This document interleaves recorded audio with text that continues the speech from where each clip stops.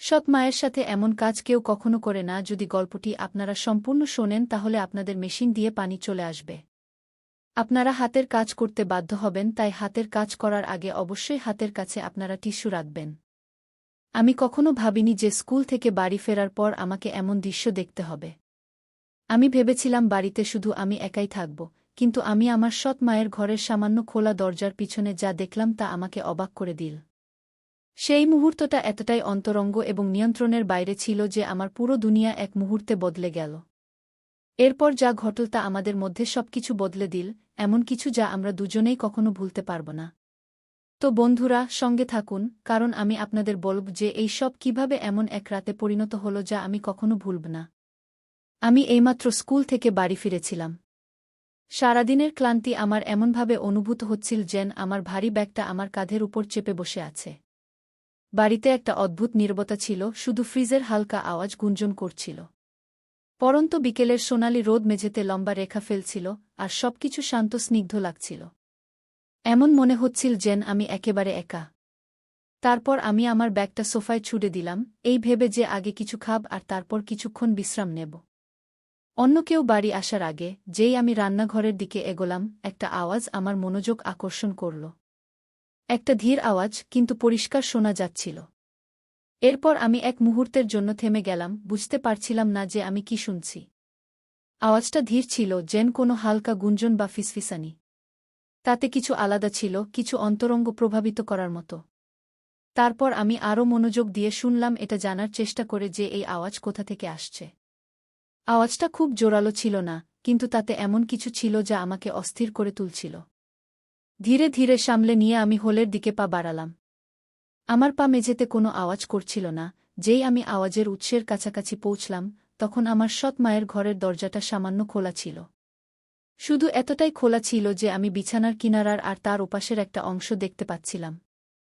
আমার দেখা উচিত হয়নি।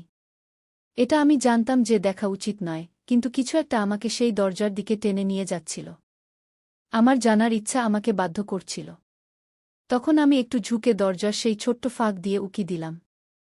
তখনই আমি দেখলাম যে আমার সৎ মা বিছানায় শুয়ে আছেন, তার পিঠটা সামান্য বাঁকানো। তার চোখ বন্ধ আর তিনি পুরোপুরি আনন্দে ডুবে আছেন। এক মুহূর্তের জন্য আমি নড়তেও পারলাম না, আমি সেখানেই দাঁড়িয়ে রইলাম। আমার শ্বাস বন্দী হয়ে গিয়েছিল যেন আমি যা দেখছিলাম তা বোঝার চেষ্টা করছিলাম।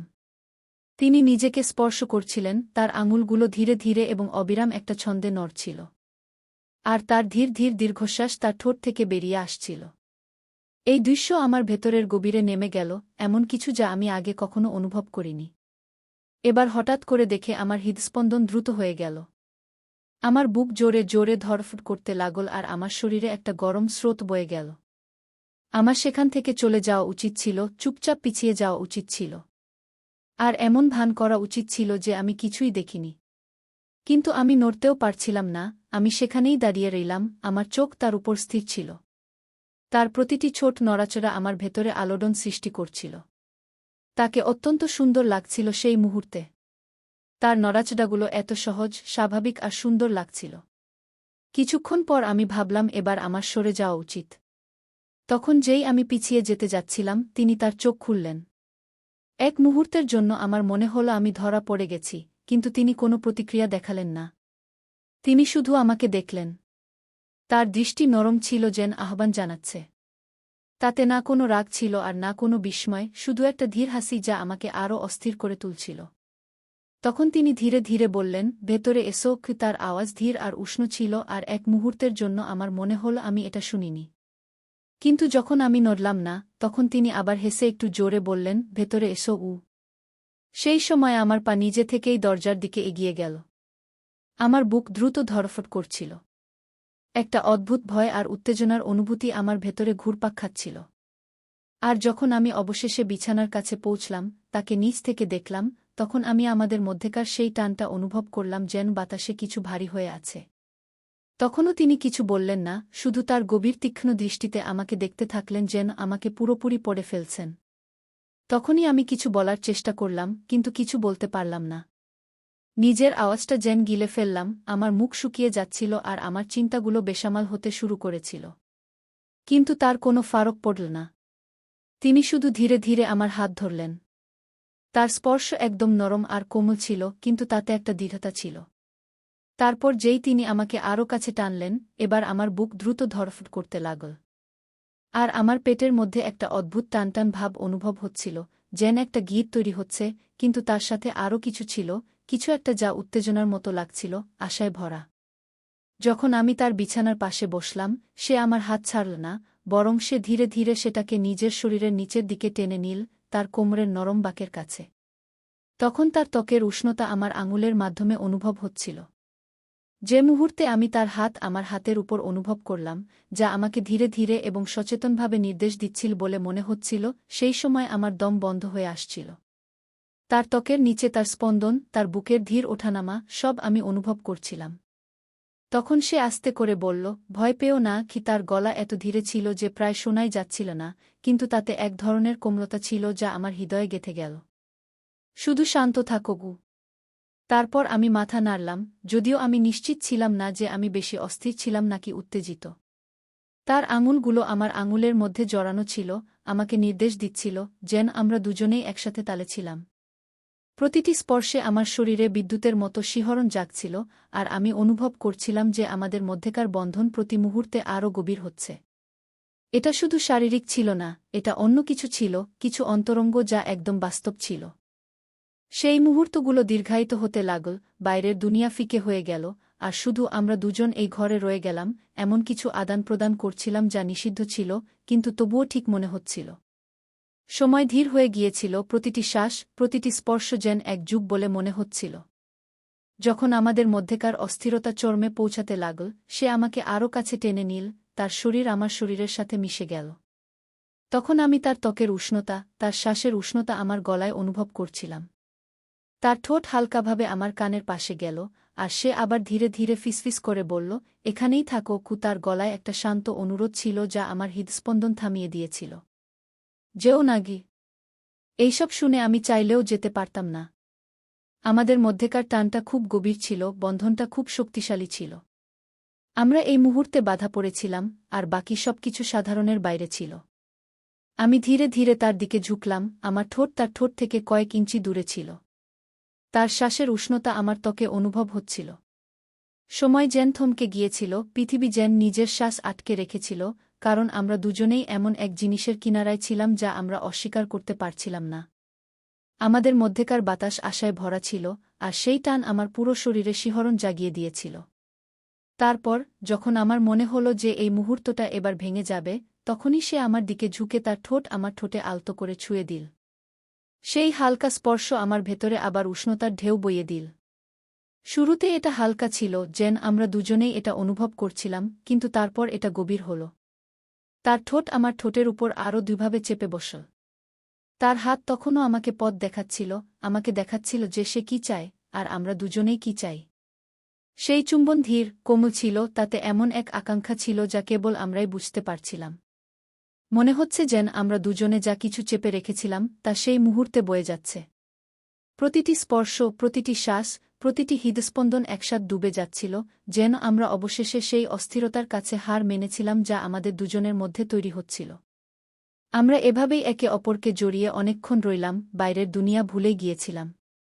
আমি অনুভব করতে পারছিলাম যে তার শরীর হালকা কাঁপছিল, আর তার ধীর শ্বাসের শব্দ আমাদের মধ্যেকার বাতাসে প্রতিধ্বনিত হচ্ছিল। অবশেষে তিনি একটু পিছিয়ে গেলেন, তখন তার কপাল আমার কপালে ঠেকেছিল। তার চোখ অর্ধেক বন্ধ, অর্ধেক খোলা ছিল, যেন সে নিজের শ্বাস গোছাচ্ছে। তখন আমি তার ঠোঁটে একটা হালকা হাসি দেখলাম, যাতে এক ধরনের তৃপ্তি ছিল, যা আমার মন আনন্দে ভরিয়ে দিয়েছিল। তুমি ঠিক আছো? তিনি ধীরে ধীরে জিজ্ঞাসা করলেন। তার গলা খুব কষ্টে শোনা যাচ্ছিল, কিন্তু তাতে এমন এক কোমলতা ছিল যা আমাকে নিরাপদ এবং আপন অনুভব করাল। আমি হ্যাঁ সূচক মাথা নাড়লাম, কারণ শব্দ আমার মুখ থেকে বেরোচ্ছিল না। তিনি আবার হাসলেন, তার আঙুলগুলো আমার চুলের মধ্যে হালকাভাবে চালিয়ে দিলেন। তিনি একবার ফের আমার দিকে ঝুঁকে আমার গালে হালকা করে তার ঠোঁট ছুঁয়ে দিলেন, আর তারপর পুরোপুরি পিছিয়ে গেলেন। ঘরে এখন একটা উষ্ণ, শান্ত পরিবেশ ছিল। যে টানটান ভাব আগে ছিল তা এখন এক কোমল, উজ্জ্বল তৃপ্তিতে বদলে গিয়েছিল। আমরা দুজনেই অনেকক্ষণ কিছু বললাম না, শুধু এভাবেই বসে রইলাম। আমাদের শ্বাস ধীরে ধীরে স্বাভাবিক হচ্ছিল। আমাদের মধ্যেকার উষ্ণতা এখন আরও নরম, আরও অন্তরঙ্গ হয়ে গিয়েছিল। তারপর তিনি তার মাথা আমার কাঁধে রাখলেন, আর আমি আমার হাত তার চারপাশে জড়িয়ে ধরলাম আর তাকে কাছে টেনে নিলাম। যেমন আমরা এই হালকা ম্লান আলোতে বসেছিলাম, বাড়ির হালকা ঘরোয়া শব্দ আমাদের ঘিরে ধরছিল। যা কিছু আমাদের মধ্যে ছিল তা নতুন, ভঙ্গুর এবং সম্পূর্ণ অপ্রত্যাশিতভাবেই ঘটেছিল। কিন্তু সেই মুহূর্তে এই সবের কোনো মানে ছিল না। শুধু এটাই গুরুত্বপূর্ণ ছিল যে আমরা এখানে ছিলাম, এমন কিছু লেনদেন করছিলাম যা অত্যন্ত বিশেষ মনে হচ্ছিল, এমন কিছু যা কোনো কল্পনার অতীত ছিল। আর আপাতত এটুকুই যথেষ্ট ছিল। এই সবের মধ্যে আমাদের দুজনের মাঝের নীরবতা ধীরে ধীরে কমে আসছিল। ওদিকে জানালা দিয়ে ছেকে আসা রোদ এখন হালকা হতে শুরু করেছিল, ঘরে একটা নরম সোনালি আভা ছড়িয়ে দিচ্ছিল। কিন্তু ভেতরের সবকিছুতে একটা অদৃশ্য শক্তি ভরে ছিল, যা কিছু এইমাত্র ঘটেছিল তার গভীরতা পরিবেশে বজায় ছিল। আর যদিও আমরা দুজনের কেউই কিছু বলছিলাম না, কিন্তু এমন মনে হচ্ছিল যেন আমরা দুজনেই এমন কোনো মুহূর্তের অপেক্ষা করছিলাম যা এখনও পুরোপুরি ঘটেনি। আমি অনুভব করতে পারছিলাম যে তার শরীরটা আমার তুলনায় একটু শিথিল হতে শুরু করেছিল, কিন্তু যেভাবে তিনি আমার আরও কাছে সরে আসছিলেন, তার হাতটা ধীরে ধীরে আমার বুকের উপর রাখা ছিল, এটা স্পষ্ট ছিল যে আমাদের মধ্যে যা শুরু হয়েছিল তা এখনও শেষ হয়নি। আমার বুকটা তখনও জোরে ধড়ফড় করছিল, একটা অদ্ভুত উত্তেজনা আর নার্ভাসনেস আমার ভেতরে দৌড়চ্ছিল। তার উপস্থিতির প্রতিটি অংশ আমার চেতনা জুড়ে ছেয়েছিল, তার ধীর শ্বাসপ্রশ্বাস, তার ত্বকের উষ্ণতা যা আমার ত্বকের সংস্পর্শে ছিল, আর তার পারফিউমের হালকা সুগন্ধ যা তখনও বাতাসে মিশেছিল। তখনই ও আলতো করে মাথা ঘোরাল, তখন ওর ঠোঁট আমার গলার কাছে আলতো করে ছুঁয়ে গেল, যা আমার শরীরে একটা শিরশিরানি বয়ে দিল। সেই স্পর্শ হালকা ছিল, যেন আমি সেখানে ছিলামই না, কিন্তু সেটা আমার ভেতরে কিছু জাগিয়ে দিল, একটা ধিকিধিকি জ্বলা আকাঙ্ক্ষা। আমি কিছুক্ষণের জন্য চোখ বন্ধ করলাম, তারপর সেই অনুভূতিটা নিজের মধ্যে ধারণ করতে দিলাম। তারপর আমি ওর দিকে তাকালাম, তখন ওর চোখ আমার চোখের সাথে মিলল, আর এইবার ওর দৃষ্টিতে অন্য কিছু ছিল, কিছু গভীর, আর আরও তীব্র। আগের কোমলতা তখনও ছিল, কিন্তু তার নিচে একটা খিদে লুকিয়ে ছিল যা আমারই মতো মনে হচ্ছিল। ও একটা শব্দ বলেনি, কিন্তু যেভাবে ওর আঙুলগুলো আমার শরীরে আলতো আলতো বৃত্ত আঁকছিল, তা আমাকে সবকিছুর কথা বলে দিয়েছিল। তারপর আমি এগিয়ে গিয়ে ওর ঠোঁটে আবার স্পর্শ করলাম, কিন্তু এইবার কোনো দ্বিধা ছিল না, কোনো সীমা পরখ করার চেষ্টা ছিল না। এই চুম্বনটা গভীর ছিল, আরও তীব্র, যেন যে আকাঙ্ক্ষা আমরা দুজনেই এতদিন আটকে রেখেছিলাম তা অবশেষে বেরিয়ে এসেছিল। ওর আঙুলগুলো আমার বুকের উপর সরতে লাগল, তারপর ওর আঙুল আমার শার্টের কাপড়ে চেপে বসল, যেন ও আমাকে আরও কাছেই টানছে। আর আমি অনুভব করতে পারছিলাম যে ওর শরীরটা আমার বিপরীতে সাড়া দিচ্ছিল, ওর হালকা সুবাস আমার হুঁশ উড়িয়ে দিচ্ছিল। এই মুহূর্তটা যতটা বাধা দিচ্ছিল ততটাই নেশা ধরিয়ে দিচ্ছিল।